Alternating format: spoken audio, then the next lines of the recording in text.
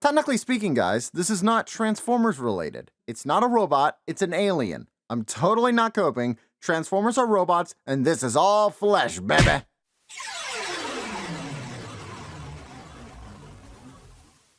Here's a question for you. What book series did you read growing up? Nowadays, it kind of feels like a book needs some kind of movie deal to get any kind of notoriety. And even then, that doesn't mean the book is good. God, book talk was a mistake.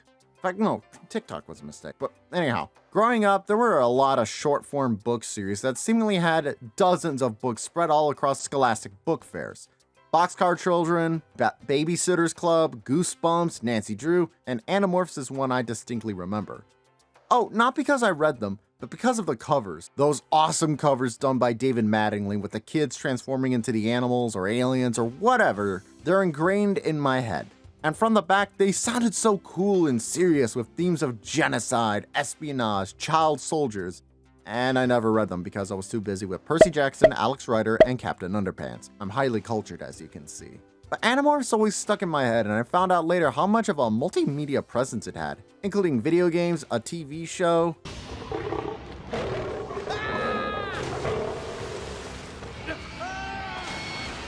which I was about to forgive for its cheesiness and low budget for a kids show, but then I remembered Power Rangers was also out at the time and had an even lower budget, and yeah. And they even had toys, and given the whole theme was about transformations, and this was right in the middle of the Beast era, naturally Hasbro were in charge of the Animorphs toys. And they're as good as you think they are. Robots turning into vehicles, animals, and space junk is one thing, but humans turning into animals is an undertaking. They all look insane. Crazy buff torsos with tiny, unfitting heads and bits of animal attached to them. Some of them would be okay as a half animal, half human thing, like these were mutants that turned into full animals. But no, some of these are supposed to be human. There was even apparently a Combiner? And you're telling me they didn't show up in Combiner Wars. So those are all pretty bad, but then I remembered this franchise had aliens, those centaur-looking guys. So I opted to pick one of them up with the main villain, Visser 3 here, to see what they were like. And you know what? Visser 3 is really impressive. The aliens from the covers weren't all that intimidating, but they did look unique. There's something really cool about this weird centaur alien, though it seems like he was originally blue on the book covers, but hey, not complaining. I think he looks better in red. Hides the blood of his enemies. The whole vibe of the aliens from Animorphs, called the Andalites, always gave me a real Wayne Barlow vibe, with that barely humanoid, very out there and round design. Like, what are these on his arms? They're like arm pads of flesh. Is it for that game with the Scoopy things? Jalai, I guess it's what it's called? Because he's really into obscure Bosk sports? Also, while I'm on the arms, his hands are weird.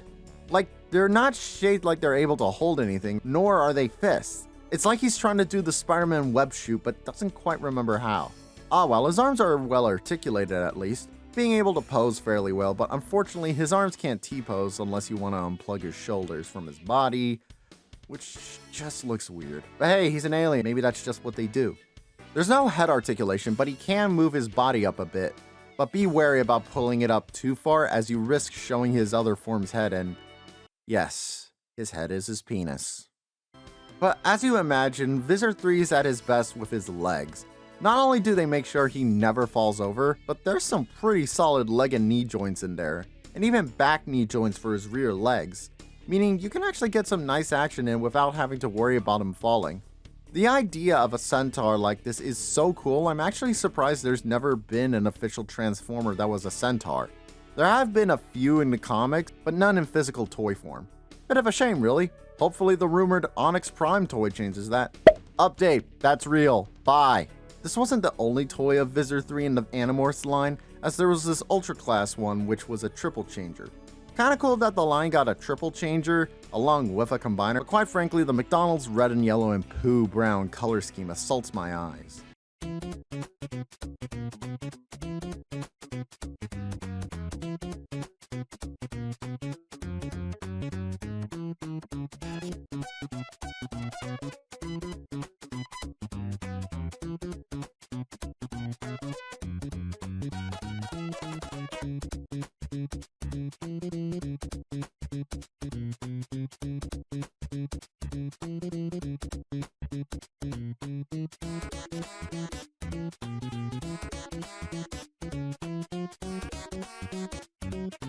Transformation is weird. Like, everything makes sense, but due to all the red fleshy bits, some stuff meshes together. Also, the head is on spring, and normally that's good fun, but here, there's no real good way of locking him in. And things don't connect together like you'd think. Like, the shoulders feel like they should connect somewhere, but they don't. Same with the chest. You kind of do it and don't even realize, oh, it's done. But you know what? This alien is freaking awesome. I know the centaur form is more unique, but look at how aggressive this beast is. Again, never read the books, so I have to assume this is his attack form.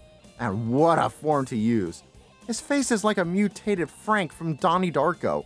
The head is really well articulated and has an articulated jaw complete with tongue, just to make this thing really horrific. This is a guy that has zero volume control. He's also surprisingly stable thanks to these fantastic feet. Don't get to say that every day. He can stand over looking intimidating, or you can have him hunched over like he's pouncing on an enemy. It's great. Oh, but wait, he's got gimmicks. 2 to be precise. One being this surprisingly really strong missile in his left paw. Did he have projectile attacks in the books? Probably not, but who cares? And the other one is this grabby arm, which goes pretty fast, and he really does look like a creeper doing it. Not gonna lie, I actually keep Visser 3 in this form way more than I do the other form. While that one is pretty good, this to me is much more visually dynamic. This feels like if I take my eye off it for even a second, it's gonna leap at me. This is an animalistic, monstrous beast, and it's great fun. It makes getting the figure alone worth it. While still overall a clunky lad, I do maintain he's a good toy, and certainly the best Animorphs toy, which is saying a lot, and not very much at the same time. He definitely showed the direction I think these toys should have gone, with a beast turning into beast idea. In fact, there were supposed to be more figures with that idea, but the initial Animorphs line sold so badly, they were reworked into the Mutant Beast Wars line, where the idea now was 2 animal forms with a hidden robot head inside. Razorclaw even still has an Andalite head. It's also where Soundwave made his first appearance in Beast Wars with one of the most fragile figures ever made. So sure, his line was a failure, he doesn't quite connect super well, but he's still a unique figure in all fairness. It's a strange figure, but one I have a soft spot for. It's a very visceral creature, and sure, I know nothing about the story it came from, but you know what? I made a big deal in that Funko Pop essay I did about how sometimes you don't need a link for a figure to speak to you. The figure just has to do something to bring you in, and with this, it's this alien beast. Besides, just because a toy ties into something I love doesn't mean I'll like it. They did a Godzilla tie-in with Transformers, and that was nowhere near as good as this. So tell me, what do you think of this figure? It's a very weird one, so I'd love to get your thoughts. Also, have you ever read Animorphs? What are the books like?